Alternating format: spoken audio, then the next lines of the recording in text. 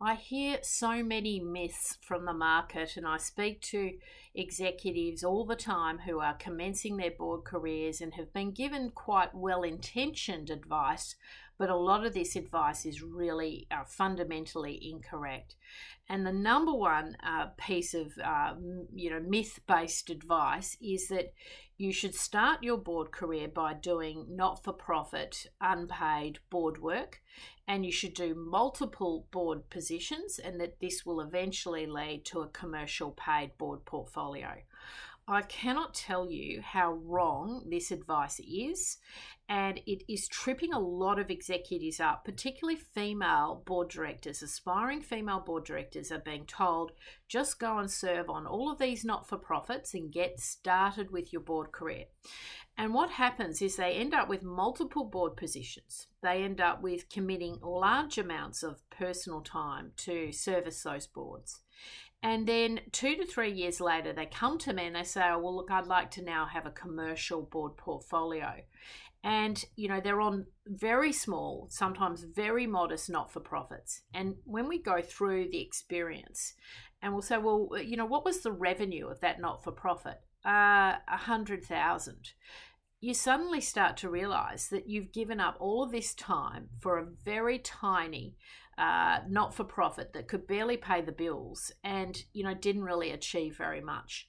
And so it's a complete myth that this experience is valid. Now, I'm not trying to talk you out of serving on not-for-profit boards, because I do think it can be a very valid part of a career journey, and it's also very valid in terms of giving back to the community.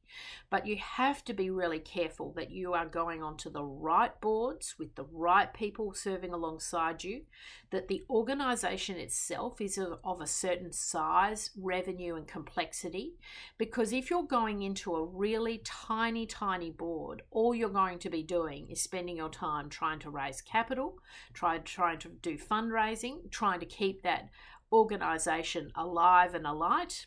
Because the reality is, once you get down under the sub 1 millions, these organisations can become incredibly challenging to keep operating well. So you have to be really careful that the experience that you're buying in is actually really valid and is actually going to assist you in serving on another board in the future.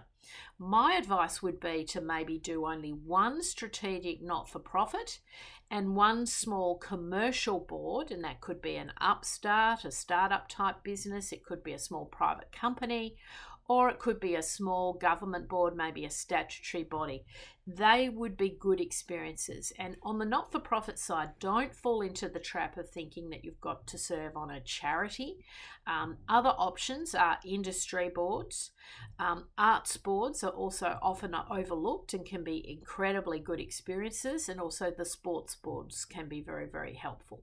So you don't need to do multiple not-for-profit board seats to eventually have a commercial paid board career. And in fact, I would actually prefer to see on the CV one quality strategic board seat versus a lot of small, insignificant, really small, tiny not-for-profits on the CV, if you are trying to go towards the commercial end of the spectrum. The earlier you can start to commercialize your experience and be paid for your board experience, the more likely it is that you're going to end up having a commercial board portfolio in later years.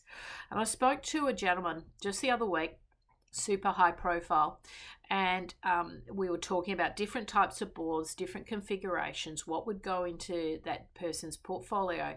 And he made the point extremely clear right up front: Kylie, I only do these type of appointments if I'm paid, obviously commensurable with the other board members, but I'm not interested in this sort of showing up and not being commensurably paid for my services, because the board work is hard work.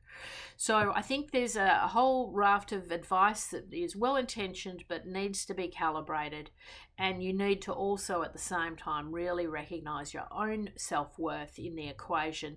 And obviously down the track that will pave the way for a successful board career.